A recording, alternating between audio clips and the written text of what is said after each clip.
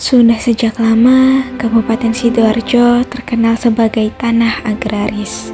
Sayangnya, saat ini tanah untuk agraris sudah semakin menyempit akibat banyaknya investor yang masuk dan mengembangkan usaha di sektor perdagangan, industri pergudangan, dan perumahan.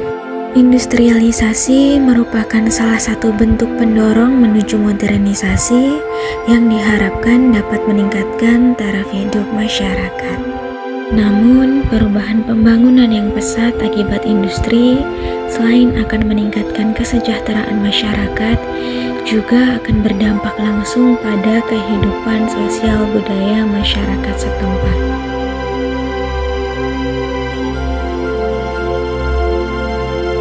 Perjalanan sore kita hari ini membawa kita berkeliling di Kecamatan Taman, Kabupaten Sidoarjo.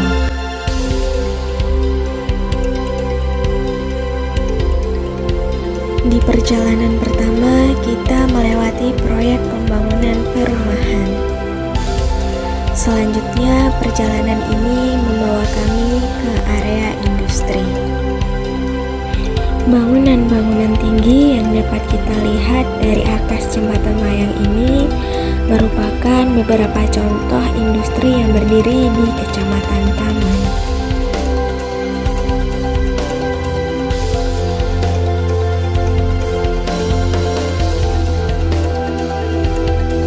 Ini merupakan contoh lahan pertanian yang dulunya aktif, tetapi kini berubah menjadi perumahan. Dapat kita lihat bahwa lahan pertanian hanya tersisa sepetak saja.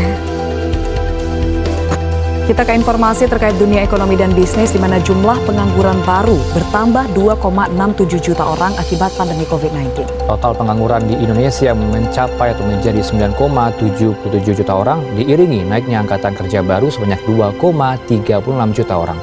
Saudara, perlahan namun kian nyata, COVID-19 menyebabkan banyak orang jadi pengangguran.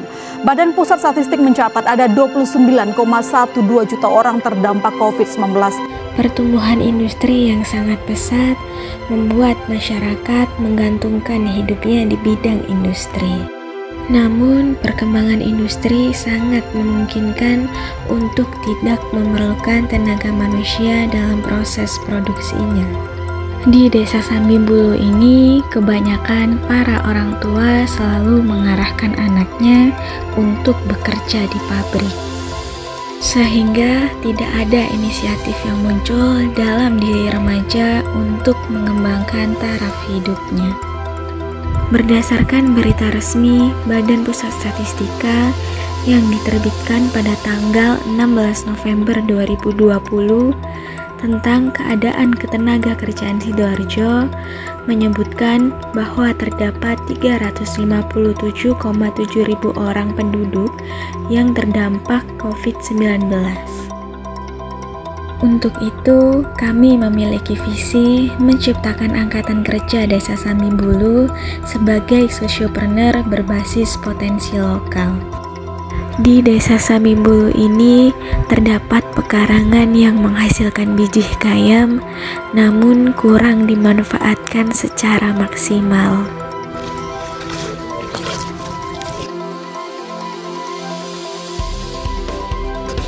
Nah, kali ini kita lagi ada di pekarangan salah satu warga, yang dimana di sini ditumbuhi oleh pohon gayam.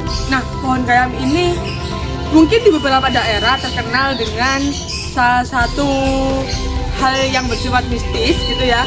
Tapi ada sesuatu yang bisa dikembangkan dari pohon ini dan bernilai ekonomis tinggi.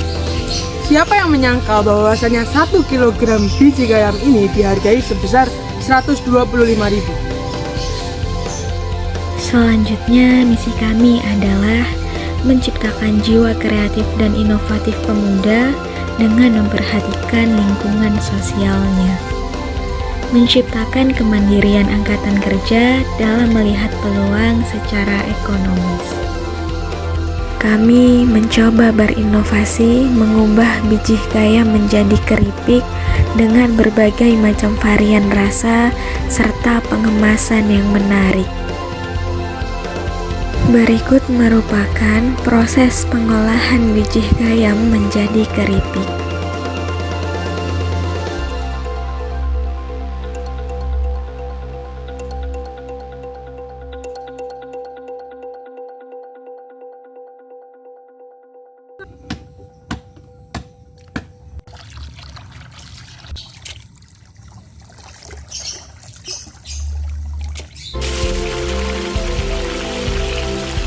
Sasaran kami dalam program pemberdayaan ini merupakan Angkatan Kerja Desa Sambimbulu dan Angkatan Kerja di sekitar Desa Sambimbulu, di mana mereka akan membantu kami di dalam proses produksi, pengemasan, hingga distribusi.